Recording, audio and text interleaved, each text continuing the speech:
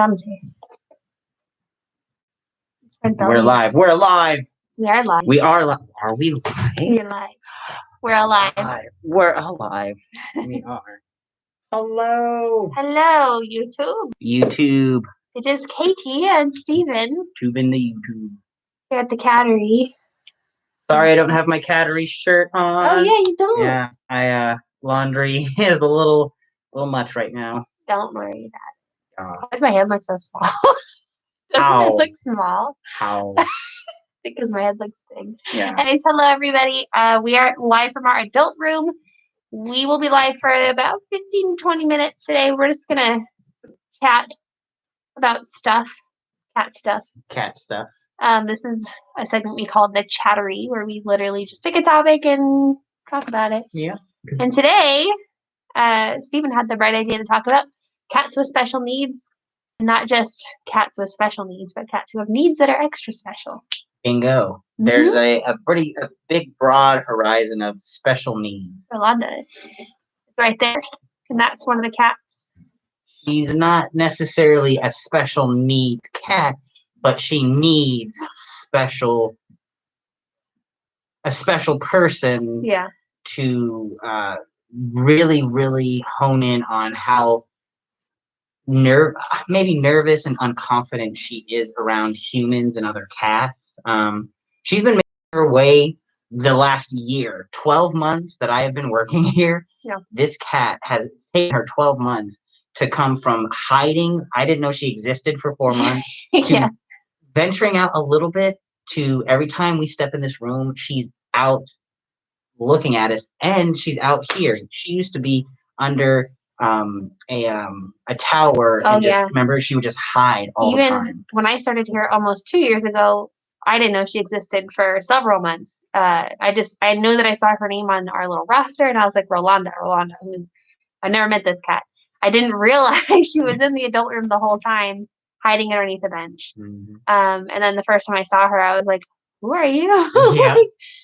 But now you can see she's right out here. She's on this cat tree. She's observing what we're doing. Yeah. This is great progress for her.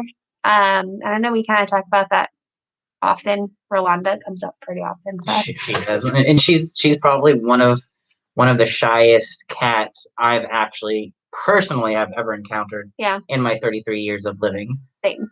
But cut it down to the year I've been working here, she's definitely one of the shyest cats. Exactly. But there are other cats that are shy, but excuse you, sir.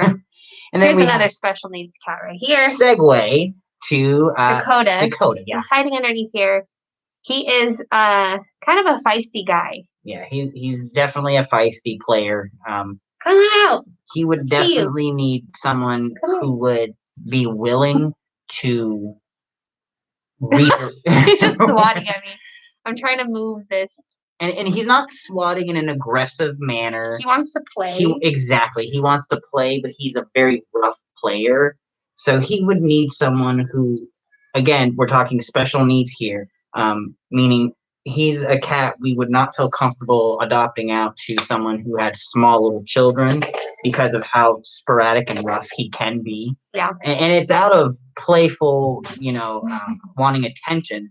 So like we say, special needs, he needs someone special who would be willing to invest the time in him to get him, in a happy, stable home. Exactly. Where he can be, a rough cat if he wants. Maybe another cat that can play with him on the same level. Exactly. We do have Apollo, Ziggy in the teen room, who are the same way. They're very rough in play, but they match each other's energy. So they play with each other. So they would be a great pair to take with each other. So they could have that other bud to really get all that energy out of him. He, like Stephen was saying, it needs somebody who look at him looking at himself. He's like, hey, that's a handsome guy. Right. He's a very handsome cat. But he does need somebody who is experienced with cats. It would not. He's very now he saw himself and he wants to come see himself again. We would not be comfortable sending him home with somebody who maybe has never had a cat before. That too. Like maybe they're an adult, they don't have any kids in the home, but if they've never had a cat, he would not be a great first cat for somebody. He would probably freak you out.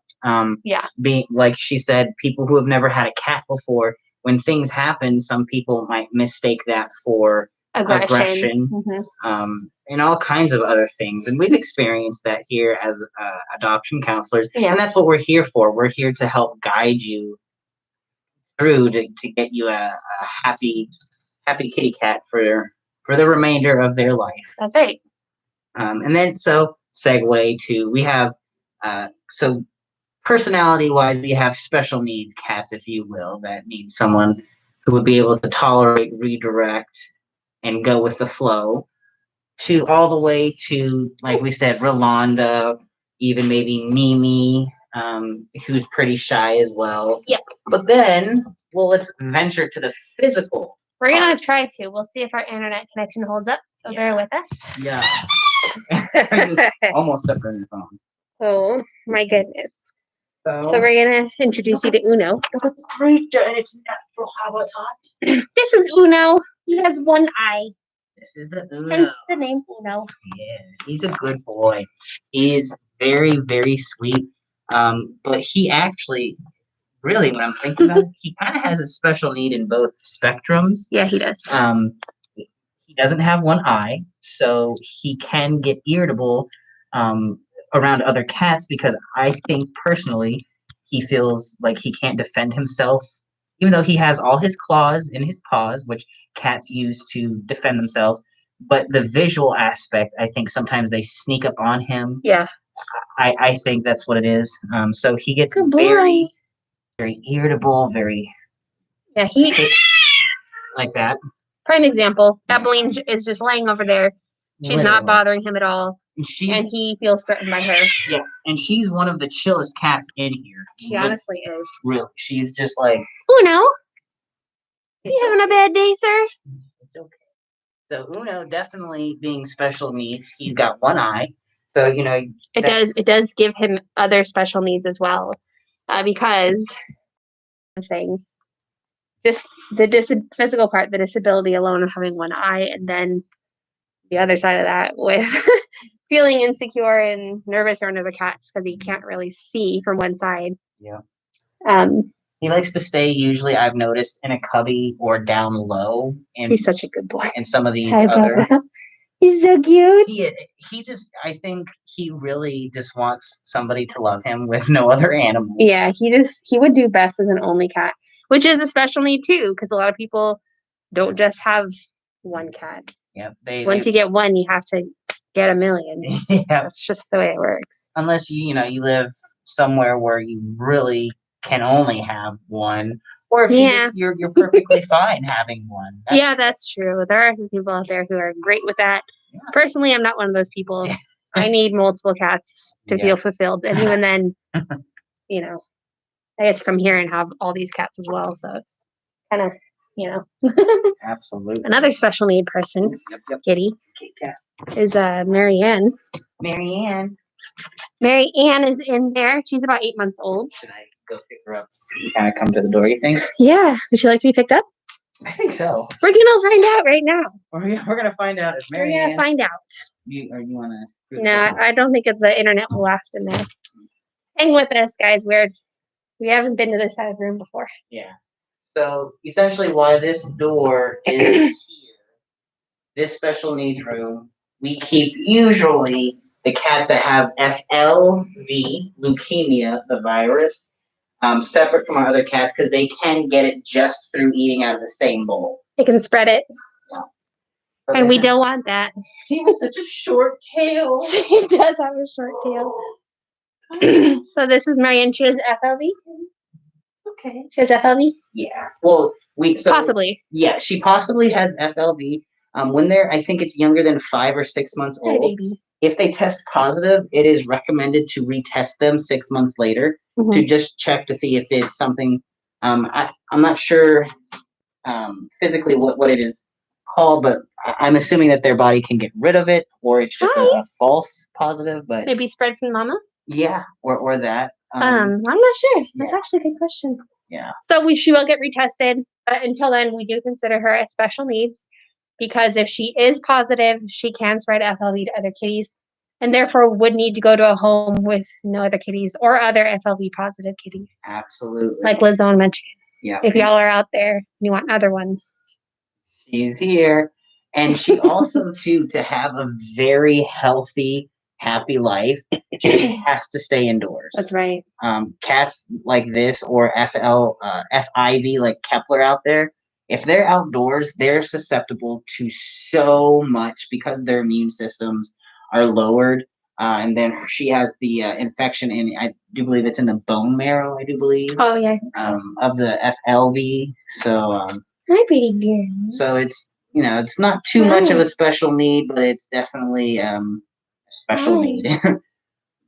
You're a good For girl. lack of a better word. But she's loving that. She really is. Good girl.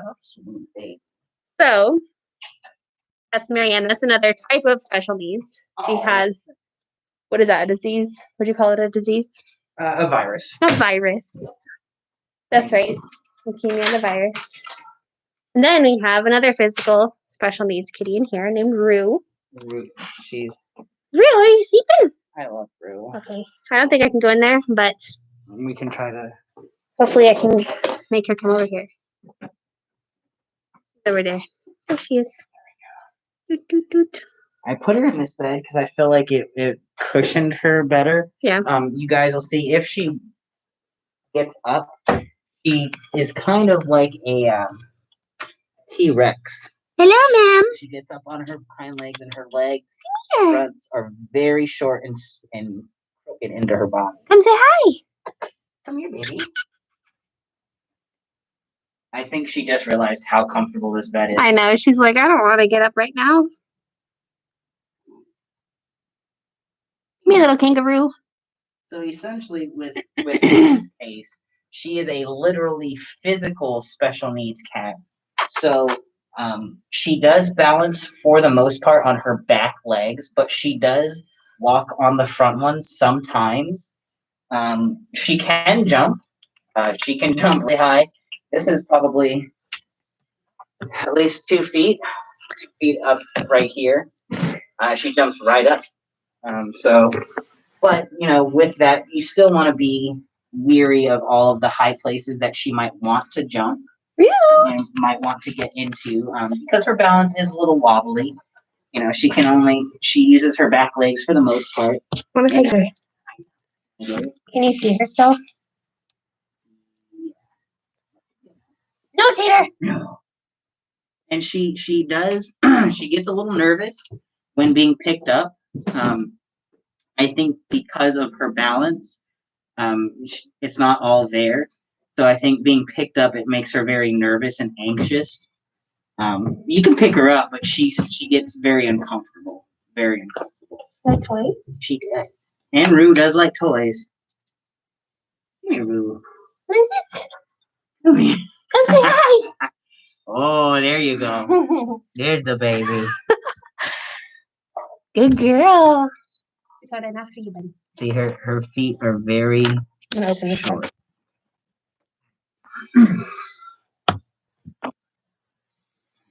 Yeah. Hello.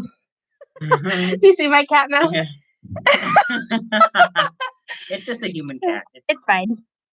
Hi, View. See her. She's like, don't make me get up. They're like good girl. half the size they should be.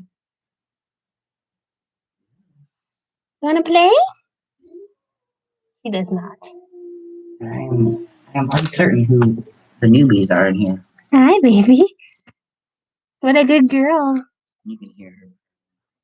Oh, she's a loud purr.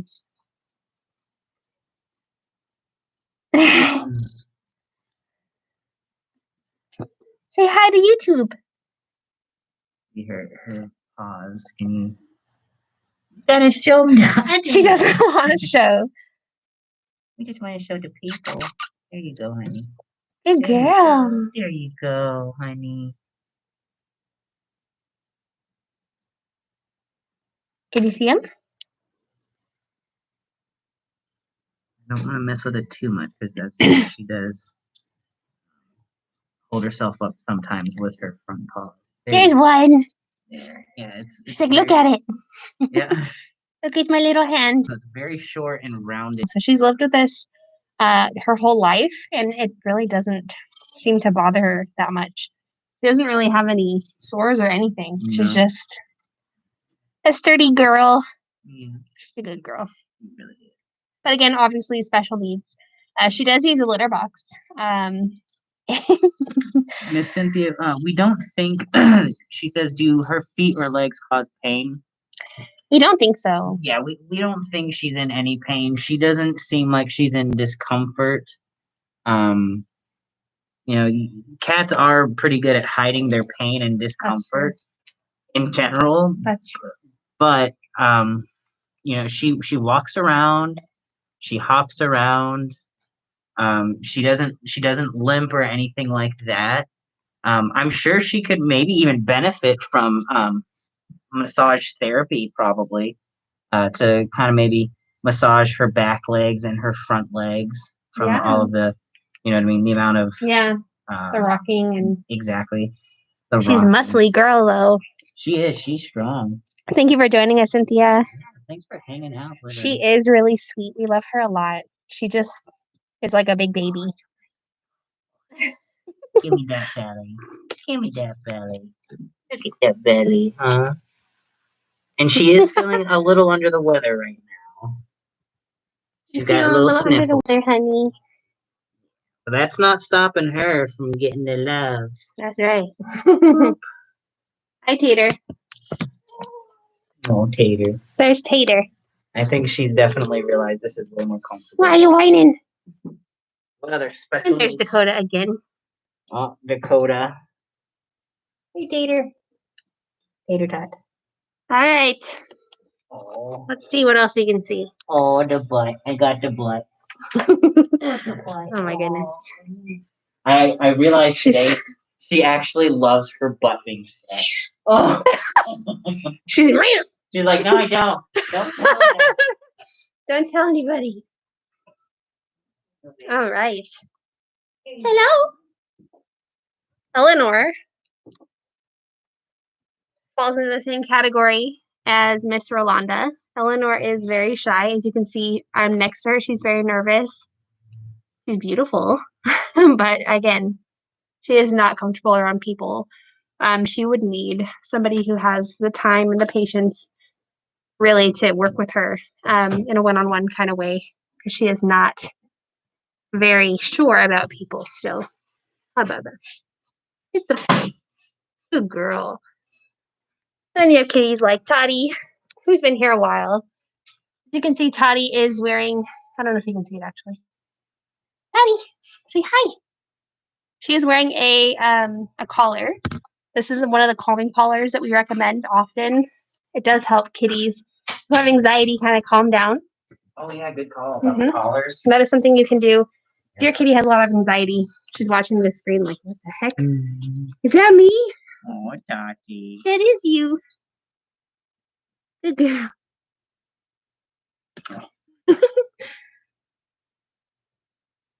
Toddy's been here like 3. She's our longest. Our longest resident. Not a resident. Not a Don't resident. put that out there. Our longest guest. Guest. Good call. She's been here 3 years. Yeah.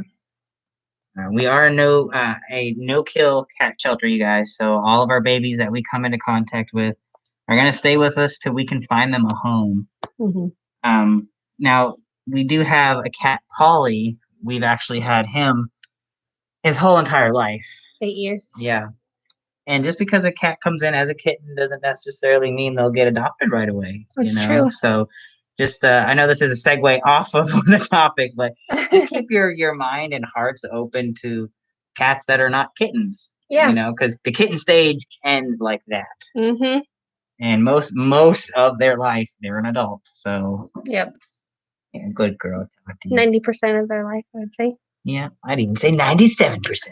97% of their life, they're an adult. Yeah. That's a cat fact. Write that down. Cat fact. So I would say Toddy is special needs just because she does seem to have a lot of anxiety, especially around other kitty cats. Which is, Hi, sweetie.